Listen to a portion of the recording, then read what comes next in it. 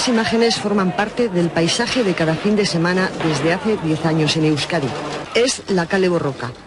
Los problemas de Santi Abascal comenzaron cuando tenía 15 años y su padre, también concejal popular en Amurrio, empezó a ser perseguido. Sus caballos amanecieron un día pintados con insultos y siglas de ETA. Santi tiene 24 años y comparte clase con los que le amenazan. Como en cualquier universidad vasca, se refleja la división en la que vive Euskadi. En una misma clase hay un estudiante que lleva escolta por ser objetivo terrorista y otros 3 han sido detenidos por pertenecer a AICA. Nunca hemos tenido ningún enfrentamiento, entre otras cosas porque en clase no iban con capucha. Si llegan a ir con capucha, sin duda habríamos tenido algún enfrentamiento porque entonces serían muy valientes para hacer algo. Pero él, la palabra que me dijo un día, que la sigue, yo no me rindo. ETA lo ha condenado a muerte. Es concejal por el Partido Popular en Llodio, Álava. Sí recuerdo eso siempre, no poder montarnos al coche, primero tener que mirar los bajos del coche. Mira, ahí en ese punto es donde me querían haber picado el billete. Y digo, ¿cómo tal? Ahí me esperaban. Ahí me esperaban, lo que pasa es que la Guardia Civil se enteró 2 días antes y lo justo y lo detuvieron. Esta nos ha hecho mucho daño. Siempre decía su padre, y lo tienen en libros escritos, gracias a Dios y a la Guardia Civil.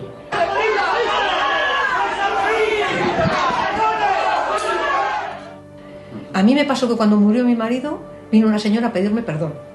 Digo, ¿qué dices? Dice, sí, porque me he dado cuenta de que os hemos dejado muy solos. Ha tenido una familia ejemplar y gracias a sus principios y a su familia es ahora un tío leal, un vasco de esos patriotas leales que nos ha dado la historia con cuentagotas. Pues Santi es uno de ellos.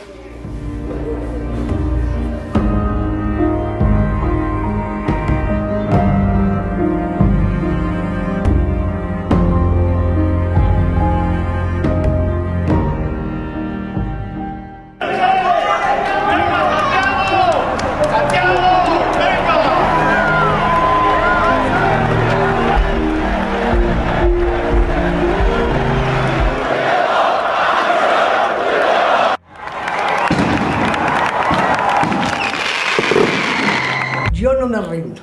Y ahí está, yo no me rindo donde llegó. ¡Santiago Abascal! El futuro nos pertenece a nosotros, a los patriotas, no a los globalistas ni a los separatistas. Y por eso decimos, hemos venido a representar a una mayoría patriótica, a una mayoría de españoles, voten lo que voten, que se sienten llamados por nuestras ideas, por vuestros principios, por vuestros valores, porque lo básico es, otra vez, y lo será siempre, el sentido común, el esfuerzo, el mérito, el honor, el valor, la caridad bien entendida, la disciplina, el respeto a la autoridad, la igualdad de oportunidades. ¡España siempre! ¡Viva España!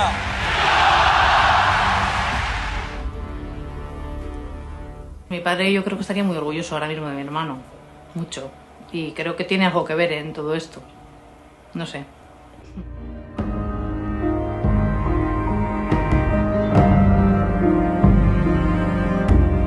Bueno, pues le doy ya la bienvenida a Javier Negre. Bienvenido, Javier, ¿cómo estás? Carlos, muy bien y encantado que esté hoy el presidente de Vox, Santiago Abascal, aquí en exclusiva con estado de alarma. Y le doy ya la bienvenida a Santiago Abascal. Bienvenido, muchísimas gracias, Santiago, por estar con nosotros, máximo responsable de Vox. ¿Cómo estás? Muy bien, muchísimas gracias, muy buenas tardes. Pues nada, encantado de tenerte y vamos directamente a la entrevista. Yo te quiero hacer una pregunta. La última vez que mantuvimos una conversación, Santiago, yo te pregunté si con cómo estaban los acontecimientos, con cómo estaba la tasa de mortalidad, con cómo se estaban haciendo las cosas por parte de este gobierno, si se podía incluso llegar al planteamiento de acciones penales. Me contestaste en aquel momento, las estamos estudiando. ¿Lo que está ocurriendo te reafirma en esa tendencia?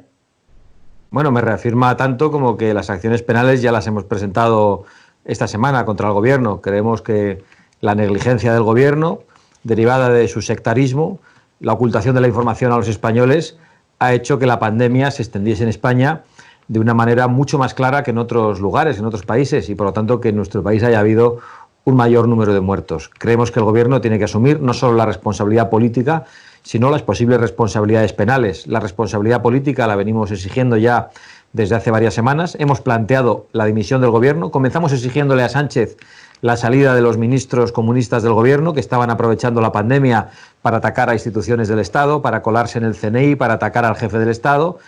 el señor Sánchez no nos hizo caso, el número de muertos continuó aumentando, según las cifras oficiales. Nosotros pensamos, como ya piensa todo el mundo, que son muchos más, y eso nos llevó a la exigencia de mayor petición de responsabilidades políticas al gobierno, pidiendo la dimisión en bloque del gobierno y su sustitución por un gobierno de emergencia nacional. Hemos dado un paso más, dada nuestra gran preocupación, y hemos iniciado acciones penales. Incluso vamos a plantear recursos ante el Tribunal Constitucional por algunas de las medidas que está planteando el gobierno. Santiago, buenas noches. Hemos visto un vídeo, buenas noches, mucho antes de la entrevista, en el cual le rindimos un homenaje a tu padre, que es un hombre que sabes que yo le tenía un cariño especial, un aprecio, y con el cual compartía muchos zuritos en Vitoria, y que él siempre me había mandado muchos mensajes cuando el entorno de Batasuna a mí me señalaba por hacer periodismo, que es lo mismo que hace ahora el gobierno. Santiago, tú has heredado su valentía, su determinación, su lucha por las convicciones ideológicas. ¿Qué crees que te diría tu padre como consejo en estos momentos de incertidumbre, con un gobierno que nos miente, con el gobierno del bulo que nos quiere meter en la cárcel, incluso a los dirigentes de Vox, con un gobierno que te oculta las cifras de muertos reales a todos los españoles, con el gobierno de la mentira? Y sobre todo un panorama de incertidumbre donde hay un gobierno paralelo bolivariano donde quiere convertir a España en Venezuela, con Pablo Iglesias a la cabeza. Yo tengo muy presente siempre a mi padre. De hecho, en mi despacho del Congreso tengo una gran fotografía de él, y pienso en él siempre antes de bajar al hemiciclo y antes de intervenir. Pero mi padre no era una persona que diese consejos. Mi padre no era una persona, aunque era extrovertida, no era una persona que le dijese a los demás lo que tenían que hacer. Yo lo que he aprendido de mi padre lo he aprendido por el ejemplo, porque era alguien que sus acciones se comportaba de una determinada manera. No me decía compórtate de esta o de aquella manera, sino que él actuaba de una forma que claramente estaba sentada en los valores adecuados, y yo he tratado de actuar de la misma manera. Pero él siempre decía una cosa, y era que había en nuestra sociedad, en la sociedad vasca en aquel momento, muchos muertos en vida, muchas personas que vivían en el miedo, que tenían incluso miedo a reconocer que tenían miedo, porque eso ya les colocaba en un bando y podían ser identificables. Muchas personas de esas que seguro que habéis escuchado hablar en alguna ocasión, que decían, no, aquí se puede hablar con total libertad. Y les decías, bueno, vamos a hablar a una cafetería, vamos a hablar a un bar, vamos a hablar en un lugar público. Y decía, bueno, no, tampoco hay que comprometerse. Ese miedo, incluso a reconocer que se tiene miedo, a él le hacía describir a la sociedad vasca como una sociedad compuesta por muchos muertos en vida, por muchas personas que vivían atemorizadas. Yo he aprendido precisamente a hacer lo contrario, a vivir sin temor. Por eso me sorprendía cuando el otro día el presidente del gobierno me decía que detrás de mis palabras se notaba que yo tenía miedo. Y yo realmente no le tengo miedo ni al señor Sánchez ni al señor Iglesias, personalmente, pero creo que los españoles sí tenemos miedo y preocupación por sus políticas. Y eso es lo que tenemos que combatir. Pero ese miedo no nos va a hacer perder la libertad, no nos va a hacer dejar de actuar con valentía a millones de españoles. Hemos visto cómo están saltándose todas las reglas, cómo están sobrepasando todos los límites, cómo han llegado a utilizar a una de las instituciones más queridas por los españoles, como es la Guardia Civil, para vigilar a la oposición. El otro día vimos como un general, no sabemos si en un error, en una lectura literal o en un lapsus que le hizo reconocer la verdad, diciendo que tenían como misión minimizar el clima de crítica al gobierno o a la gestión que el gobierno está haciendo de la crisis del coronavirus. Y realmente eso nos preocupó, porque de alguna manera se está criminalizando la acción de la oposición. De la misma manera que hemos visto cómo ahora desde el propio gobierno se está atacando la división de poderes, se está atacando a los jueces, y han salido en ese auxilio jueces inhabilitados. Estamos viendo cómo durante la pandemia el gobierno ha aprovechado para atacar al jefe del Estado, incluso criticándole desde la vicepresidencia por llevar uniforme militar, cómo el 14 de abril se apostó de nuevo por el cambio de régimen en España. Estamos viendo cómo desde la vicepresidencia del gobierno se impulsó una cacerolada contra la monarquía en España en mitad de la pandemia. Es decir, que el gobierno vigila a los españoles que supuestamente crean un clima de desafección a instituciones del gobierno, literalmente, pero tiene dentro del propio gobierno a individuos que crean un clima de desafección a las instituciones del Estado. Mientras que a los españoles corrientes se les vigila en las redes sociales, al vicepresidente del gobierno se le premia con el Centro Nacional de Inteligencia. Yo creo que estamos en un momento muy preocupante, no solo como consecuencia de la crisis sanitaria que ha provocado tantos muertos entre nuestros compatriotas, sino como consecuencia de una crisis política que está poniendo en riesgo nuestras libertades y que además va a acabar llevando a una crisis económica devastadora. Nosotros lo que nos tememos es que haya en el gobierno individuos que apuesten por esa crisis, para destruir las clases medias, para hacer que haya muchos españoles que dejen de ser hombres y mujeres libres que viven de su trabajo y que tengan que vivir de una paga del Estado. Esa es la pretensión que tienen aquellos que nos quieren llevar a la situación de Venezuela, donde todo el mundo vive mal, pero donde hay un Estado totalitario que es el que reparte hasta que ya no tiene que repartir. Y vamos a resistirnos con todas nuestras fuerzas para que España no se convierta en Venezuela. Claro, Santiago, ahí estás describiendo una situación que yo creo que la empezamos a padecer desde muy distintos rincones. La justicia, lo describías y es verdad. Hoy mismo publicábamos una noticia en OK Diario que yo creo que es muy llamativa. El mismo Marlaska que considera admisible la censura y el control a la prensa es el mismo que en un voto particular en una sentencia consideraba que llamarle borracho y llamarle putero literalmente al rey era libertad de expresión. Pero se ejerce en el Parlamento y se os cercena a vosotros, se cercena al resto de la oposición, se deja maniatado ese Parlamento. A la prensa se la investiga, a los tribunales se les amedrenta y lo está haciendo de forma especial Podemos. A la Fiscalía se le incrusta a Dolores Delgado para que la controle. A la Abogacía del Estado se le bombardea para que adopte y si no se le cesa para que adopte determinados planteamientos. Te lo pregunto abiertamente. Estos señores clarísimamente están yendo a más en ese Estado totalitario. ¿Vamos a conseguir que la verdad se acabe sabiendo, que la verdad pase por los tribunales, que la prensa podamos seguir ejerciendo nuestra profesión de una manera libre? Yo tengo una absoluta confianza en la sociedad española y yo creo que España, que en estos momentos está compuesta por unos ciudadanos tremendamente responsables, comprometidos, que están respetando un confinamiento que ha llevado el gobierno demasiado lejos, además utilizando el mecanismo del estado de alarma cuando realmente el tipo de medidas que está tomando el gobierno son más propias de un estado de excepción. Y estoy convencido de que los españoles, cuando puedan volver a salir a la calle, van a manifestarse, van a hablar con claridad, que el gobierno va a tener que responder a muchísimas querellas y que no van a permitir de ninguna manera la voladura del régimen constitucional. De un régimen constitucional, el del 78, al que nosotros hemos planteado críticas, hemos planteado reformas a través de... Pero nosotros defendemos lo esencial, que es el sistema democrático, que es la separación de poderes, que es la libertad de expresión y los derechos fundamentales que en estos momentos están siendo limitados o laminados por este gobierno, que tememos que por su irresponsabilidad al no proveer a la sanidad española de los test necesarios para identificar a personas infectadas, personas sanas y que poco a poco puedan ir saliendo a la calle, y también por su voluntad política de mantenernos en la calle, está llevando, en las casas, está llevando demasiado lejos este confinamiento. Javier. Hemos visto como hoy el repunte de muertos por coronavirus se ha vuelto a producir. Este gobierno no nos está contando la verdad, no sabemos las cifras oficiales de muertos, sabemos las oficiales pero no las reales, los servicios funerarios así lo denuncian, la justicia así lo denuncia. ¿Vosotros qué vais a hacer para que los españoles lo sepamos? Porque me consta que ya habéis iniciado acciones en distintas comunidades autónomas, también el Congreso, para ofrecernos la verdad. Y si no cree usted que el hecho de que el presidente del gobierno nos venda ahora de que vamos a volver a la normalidad a mediados de mayo, cuando hay muchísimos españoles que no saben si están contagiados porque no hay test, si no es precipitado flexibilizar ese confinamiento cuando no hay un plan concreto de lucha contra el coronavirus ni de desescalada, ¿no? Bueno, en primer lugar, nosotros vamos a hacer todas las acciones parlamentarias en las comunidades autónomas, por supuesto, también en el Congreso de los Diputados y en los tribunales para que se conozca toda la verdad y para que se asuman las responsabilidades políticas y penales. En cuanto a esa supuesta pretensión del presidente del gobierno de volver a la normalidad en mayo, yo no la he escuchado, al contrario. Creo que el señor Sánchez, en la última comparecencia parlamentaria, se convirtió en el portavoz de la incertidumbre. No planteó un plan de desescalada. Es imposible que lo plantee porque de ninguna manera tenemos los test que permitan identificar a quiénes son las personas sanas y quiénes son las personas infectadas, y prácticamente planteó un escenario de ensayo-error, de que iríamos avanzando, dando marchas para atrás, para adelante. Solo generó más zozobra y más incertidumbre. Y creemos que eso es lo que genera estrés, eso es lo que genera alarma social, esa que quiere perseguir el gobierno, y sobre todo produce un brutal daño a nuestra economía. Estamos temiendo que el remedio en España acabe siendo peor que la enfermedad. Un remedio que ha llegado demasiado lejos como consecuencia de la negligencia del gobierno.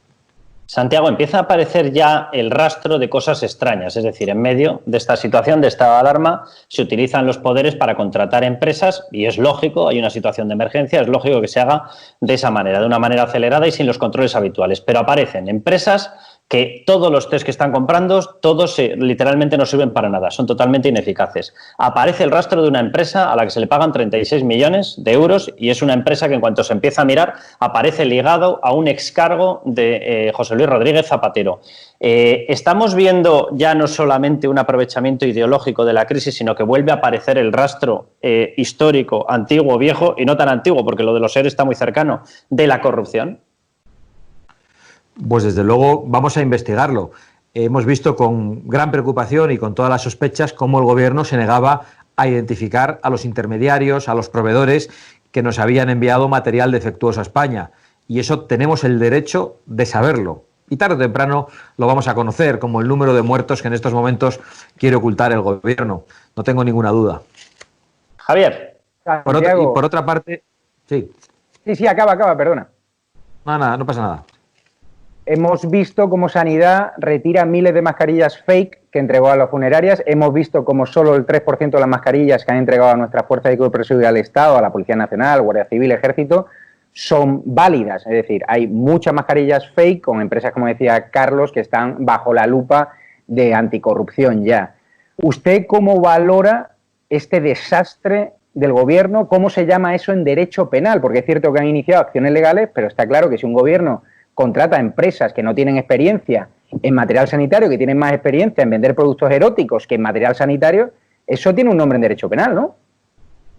Bueno, nosotros nos hemos referido a las muertes como consecuencia de la negligencia del Gobierno, ¿no? Pero lo hemos calificado de esa manera, lo han estudiado nuestros abogados, hemos acudido a los tribunales, pero sobre todo estamos ante un Gobierno, desde un punto de vista político, absolutamente negligente y sectario. El sectarismo del Gobierno le ha llevado, entre otras cosas, a plantear el control de precios y a acabar por completo con la posibilidad de traer material de protección a España.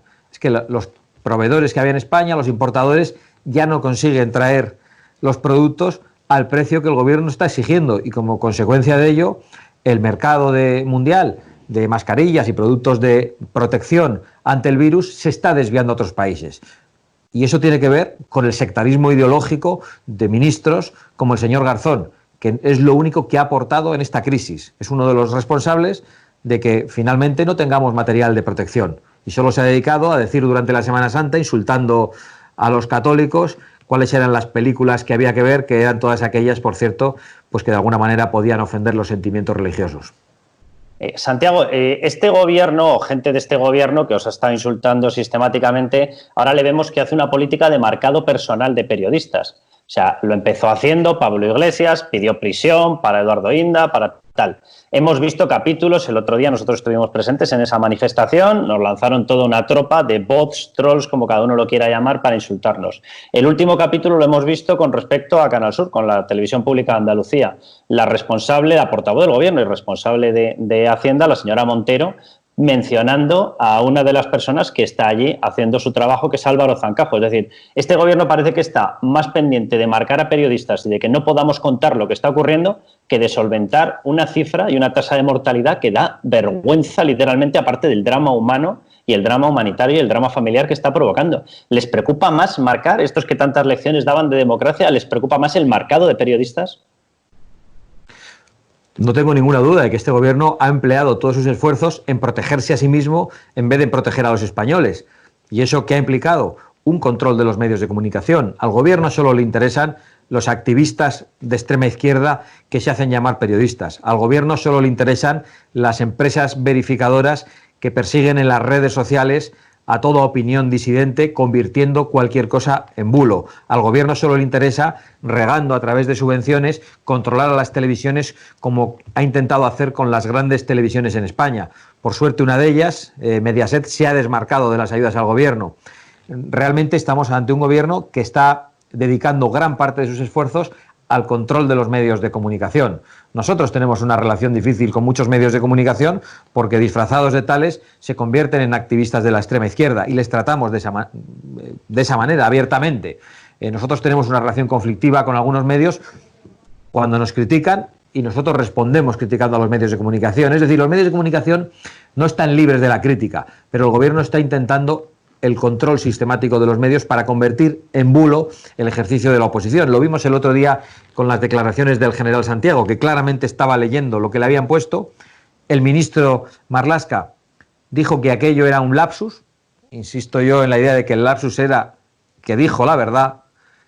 Y después el portavoz de Podemos, el señor Echenique, dijo que era un bulo. Que nosotros nos atreviésemos a decir que el general de la Guardia Civil había anunciado que se iban a investigar las opiniones críticas a la gestión del gobierno en el coronavirus. Es decir, estamos ante un gobierno que ya no tiene ningún escrúpulo a la hora de calificar como bulo cualquier crítica y a la hora de repetir mentiras de una manera sistemática para convertirlas en verdad.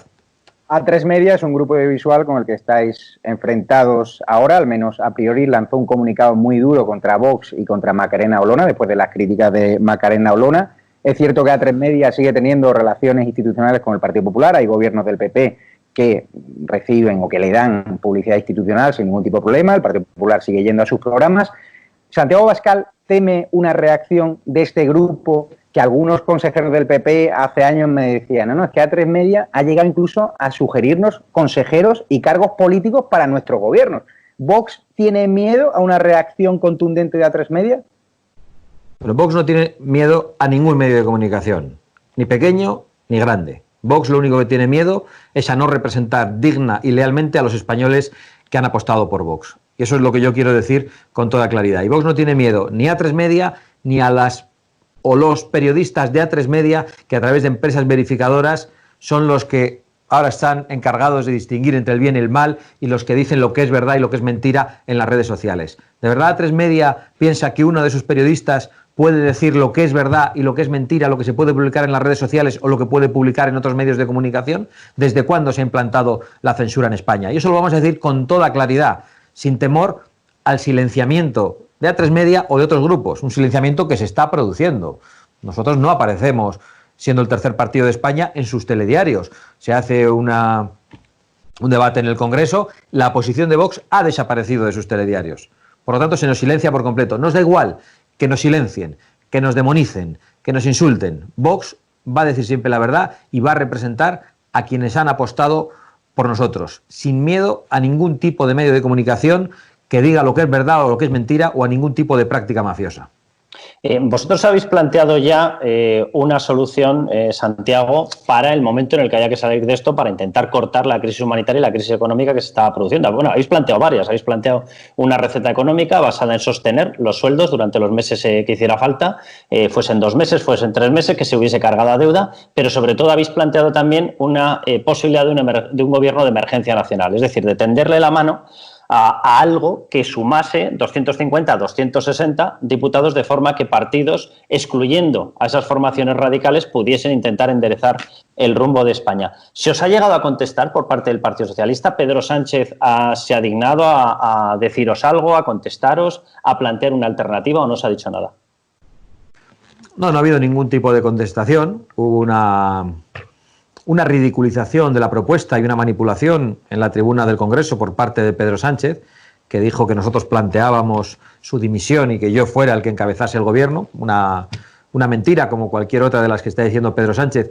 Pero no están entrando en el fondo de la propuesta porque es la propuesta adecuada, es la que necesita España. No están entrando al debate de la misma, no están contraponiendo su propuesta porque no tienen argumentos. Nosotros lo que hemos planteado, en primer lugar, es que este gobierno no tiene credibilidad y no la tiene ante Europa, por ejemplo. ¿Cómo vamos a ir a Europa a pedir financiación cuando una parte de los socios del gobierno están trabajando para que esta empresa, que se llama España, deje de existir? ¿Quién va a dar financiación, quién va a dar ayuda a una empresa que tiene unos socios que trabajan para que la empresa deje de existir? Por lo tanto, este gobierno no tiene credibilidad con estos socios, con unos socios que por un lado quieren la ruptura de España y por otro lado que quieren una España bolivariana.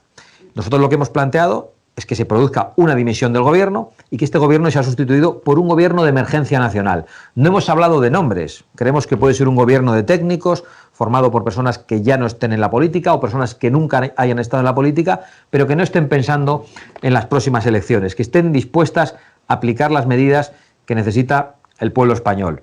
Un gobierno apoyado por las tres primeras fuerzas de España, el Partido Socialista, el Partido Popular y Vox.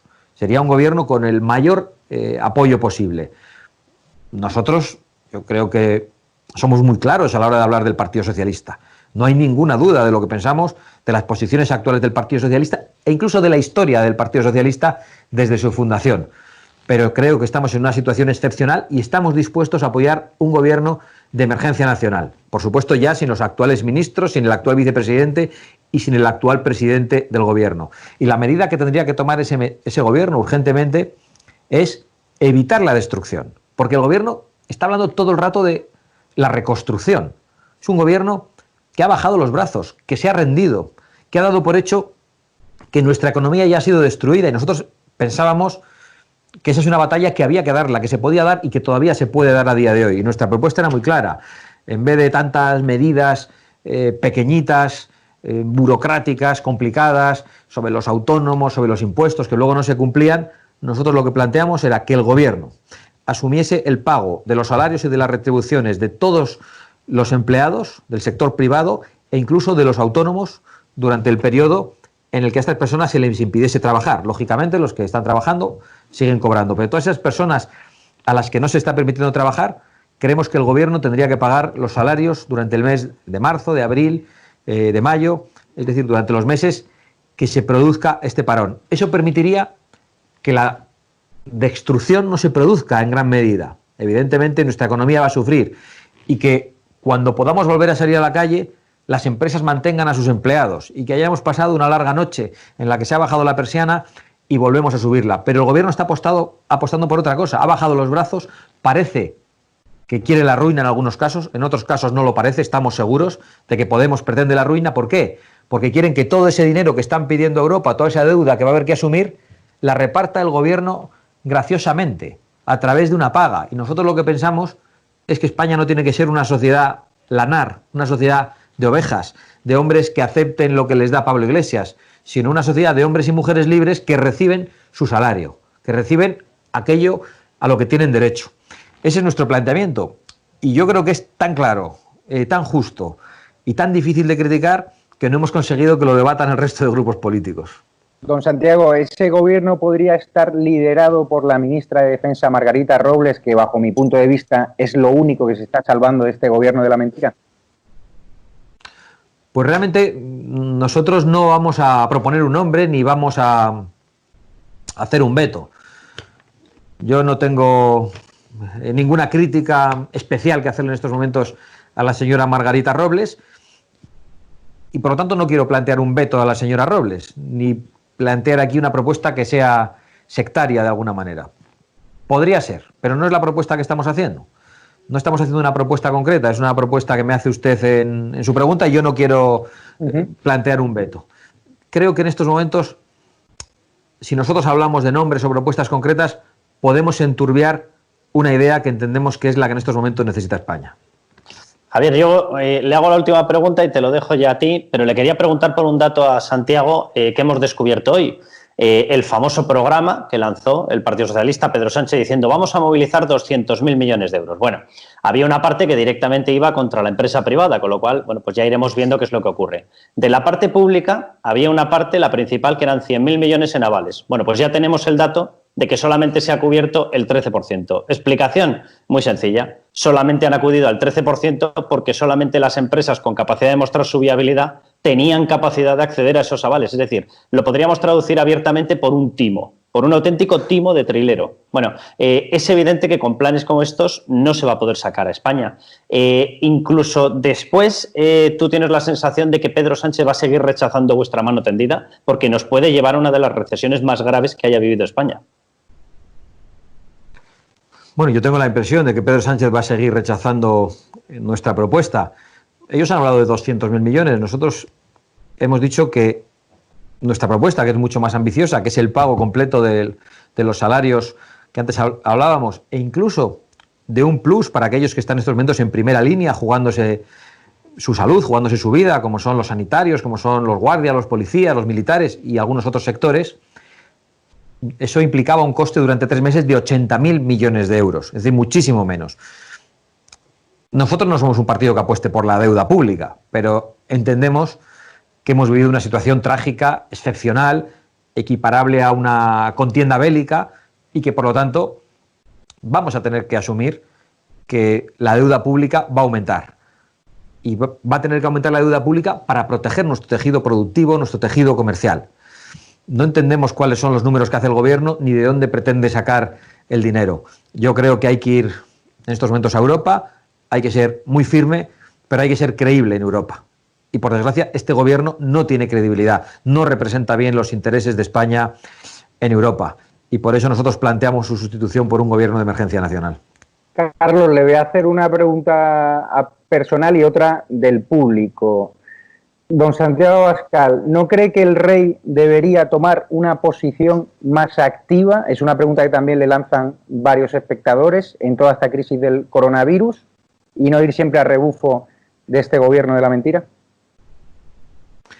Bueno, yo creo que al jefe del Estado, el propio gobierno le está poniendo en una situación muy delicada y que, por lo tanto, la prudencia de la jefatura del Estado en estos momentos es comprensible. Tengan en cuenta que el otro día, cuando interpelé al presidente del gobierno por las críticas sistemáticas de su vicepresidente hacia el rey durante toda la pandemia, apeló a la libertad de expresión del vicepresidente del gobierno y dijo que todos habían jurado lealtad al rey en el gobierno y a la monarquía. Bueno, lo único que demostró es que han incumplido ese juramento. No soy yo quien va a exigir a Su Majestad el Rey que tome una posición más activa. Yo creo que el rey sabe perfectamente qué es lo que tiene que hacer y somos los partidos políticos los que en estos momentos tenemos que dar soluciones a los españoles. Santiago, nos han escrito muchos espectadores para que te traslademos la queja de que están siendo fuertemente multados cuando hay un vicepresidente del gobierno que se ha saltado la cuarentena hasta en 4 ocasiones, otros ministros que se han saltado la cuarentena, provocando que la Moncloa ahora sea un hervidero de coronavirus y haya 2 servidores públicos que fallecieron por coronavirus, por la falta de medidas de prevención. ¿Qué mensajes les trasladaría? Porque son mensajes que nos piden en estado de alarma de socorro, de que están ahogados financieramente y que se encuentran con multas de hasta 600 euros. ¿Qué mensaje le traslada el presidente de Vox? Bueno, ya hay un gran debate sobre la legalidad de ese tipo de multas que se están planteando en estos momentos, pero lo peor de todo es que padecemos un gobierno que no predica con el ejemplo. Padecemos un gobierno que persigue a los ciudadanos, pero que a la vez incumple las cuarentenas. Padecemos un gobierno que no advierte a los propios funcionarios de que en algunos ministerios o en el Palacio de la Moncloa había importantes focos de contagio. Padecemos un gobierno que siempre aplica una doble vara de medir, que apela a la libertad de expresión para criticar al jefe del Estado, para criticar a los jueces, pero que sin embargo persigue la libertad de expresión de los ciudadanos. Yo lo que planteo a quienes nos están escuchando es que no se olviden de lo que ha pasado durante todo este confinamiento, que mantengan esa sana y justa indignación que en estos momentos tenemos millones de españoles y que no nos olvidemos cuando podamos salir a la calle, a nuestros trabajos, el que no lo haya perdido, de por qué hemos llegado hasta esta situación, de quién nos ha traído hasta aquí y que exijamos esas responsabilidades políticas. Desde luego, quien quiera que responsabilidades políticas, responsabilidades penales, puede confiar en nosotros porque las vamos a exigir. Javier, no sé si tienes algo más. Bueno, también se quejan mucho de que parece ser que en Lérida están permitiendo a los musulmanes poner altavoces, ¿no?, donde rezan y lanzan sus oraciones, y ya sabe usted que aquí en España se están prohibiendo los actos católicos. No sé cómo valora usted esta noticia que, si no recuerdo mal, la da OK Diario hoy, donde Carlos Cuesta trabaja.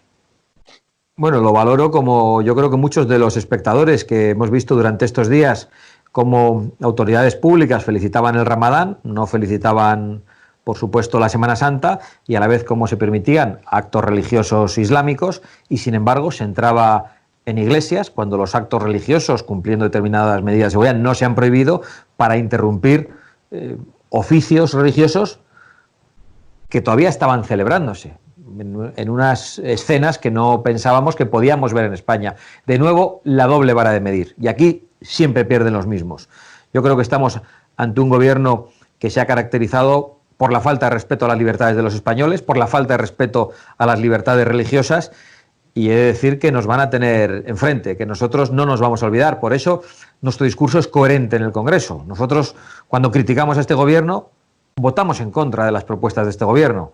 Por eso me sorprende que otros digan que lideran la oposición. No se puede liderar ninguna oposición cuando se critica al gobierno, pero luego se le muestra el apoyo a las propuestas que hace el gobierno.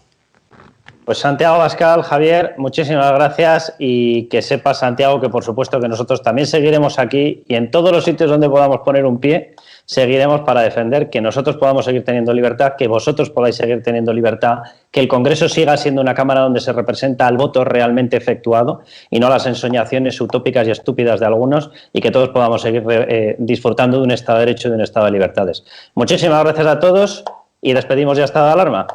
Muchísimas gracias. Muchas gracias a vosotros y enhorabuena por atreveros a plantear este programa, que yo creo que es un ejercicio de libertad y de valentía. Santiago, y los que les quedan, por aguantarnos. Un abrazo muy fuerte. Un abrazo.